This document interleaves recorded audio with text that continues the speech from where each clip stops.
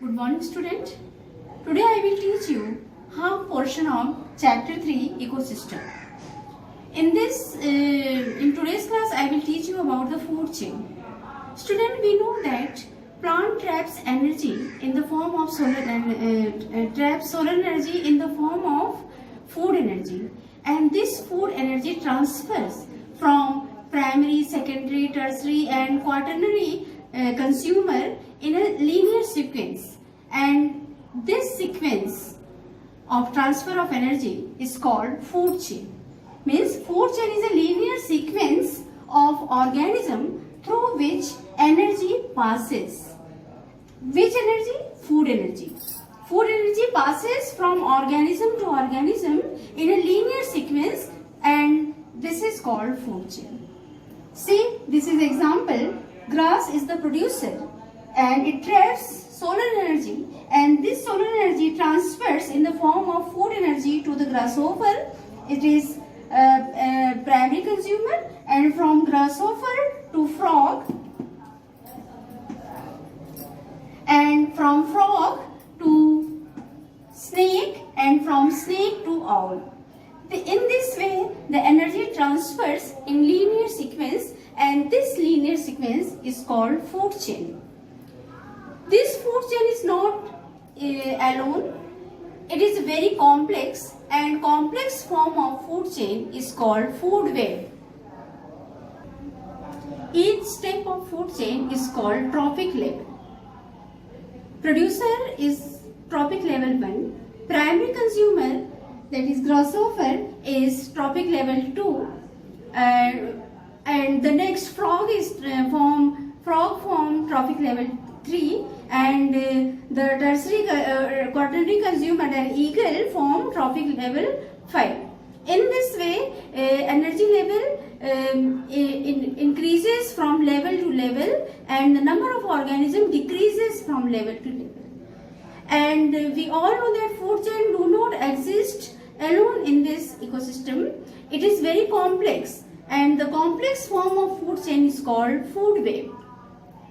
Food web consists of many interlinked food chains. Food web consists of many interlinked food chains.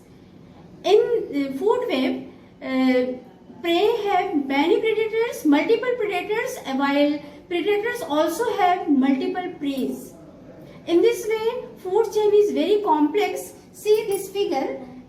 Grass is eaten by deer, may be eaten by deer, grasshopper, caterpillar, and they may be eaten by these organisms, and they are eaten by these organisms.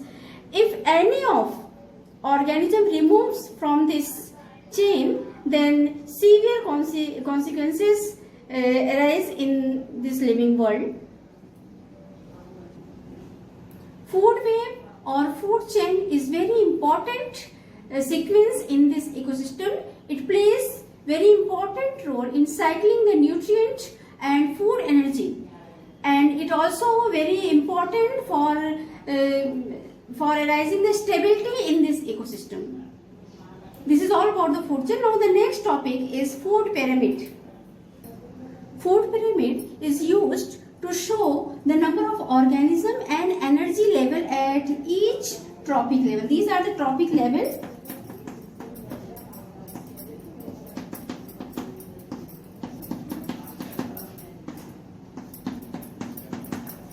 These are the trophic levels, and food pyramid used to show the number of organisms on each trophic level and the energy available at each trophic level. So this is, suppose this is the first trophic level. In this, grassland is in very high range, and these grasslands are eaten by many of the grasshoppers, but the grasshoppers are eaten by only few of the frogs. The number of frog, the trophic level 3rd, as we go on trophic level 3rd, the number of organism decreases, but their energy level increases. This is used, and as we go higher at the trophic level 4, the eagle is in high energy, is rich in high energy, and it is few in number, and it is eaten by it eats frog. And in this way we see that the number of organism decreases as we go higher up in pyramid, and but their energy level increases, and it is shown by the food pyramid. Now the next topic of our chapter is interdependence between organisms. We all know that all the organisms in this living world interdependent. They are dependent on other organism for their survival, and how relationship and this interrelationship between the organism is of two types: symbiosis and parasitism. Symbiosis is the relationship in which the organisms lives in beneficial form. It is the relationship in which organisms lives in beneficial form. For example, lichen. Lichen is the relationship between fungus and algae, in which algae gives food to the fungus, and on the other hand, fungus provides shelter to the algae. In this way, they both of them lives in beneficial form, and this type of relationship is called symbiosis. And the second type of interdependency is the parasitism.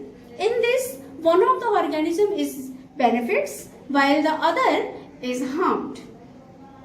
The benefited organisms are called parasites, while the harmed organisms are called host.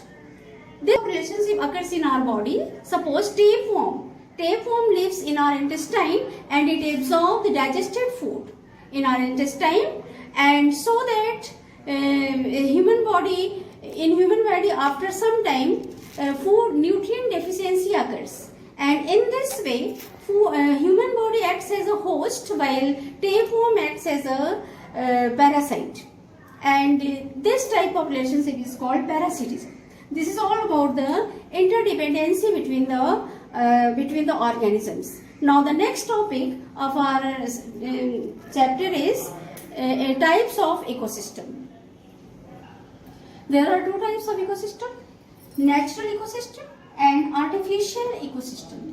Natural ecosystem is natural, like grassland, lake, mountains, desert, forest are the examples of natural ecosystem, while artificial ecosystem is man-made ecosystem, and the example of artificial ecosystem is park, aquarium, crop field, town, cities and villages are some example of artificial ecosystem. Student, there are two terms, flora and fauna, in this ecosystem. Flora means vegetation and fauna means animals living in that in the ecosystem. Now let us discuss about the forest. There are 5 types of forest ecosystem, and I will teach you one by one about each forest ecosystem. The first is coniferous forest. Coniferous means the plants, the trees which are found in this type of forest are conical in shape. That's why the example of this coniferous forest is pine tree, deodar tree, fir tree. Their shape is cone shape, and they are found in Himalayan region. And the fauna means animals found in this forest are pandas, wolves. This type of animals are found in this type of forest. Second is the deciduous forest. Deciduous forest means leaves of this type of forest sets during a year, and this type of forest found in southern and central India. And the flora, that is trees found in this forest is teak, sal, oak, while the fauna means animals found in this forest are tigers, leopards, elephants, etc. The third type forest is evergreen forest. This forest do not shed their leaves, and they are found in Western Ghats, and this type of forest receives heavy rainfalls, and it is also occurring in some of the Himalayan region. And the flora, that is trees found in this forest are bamboos, mahogany and ebony, while the fauna means animals found are wild dogs, leopards, tigers. This type of forest found in this type of animals are found in the evergreen forest. And the fourth one is the thorn forest. Thorn forests are found in dry region like desert region of our central and southern parts of the India. And the flora found in this type of forest are cactus, acacia, means thorny plants, thorny vegetations are found in thorn forest. And the fauna means animals found are camel, rabbit. This type of animals are found in thorn forest. The last, that is fifth type of forest, is mangrove forest. This type of forest found in coastal region of India, and that is Andaman and Nicobar Islands. And the flora found in this forest is palm trees. And the animals found in this forest are tigers, crocodiles. This type of animals found in mangrove forest. And some of the forests nowadays, some of the forests are in under of government, and they form the sanctuaries, different sanctuaries and national park. And in this way they protect the flora and fauna of this type of forest. In this way I have completed third chapter, and I will give you question answer in next class. Till then, thank you.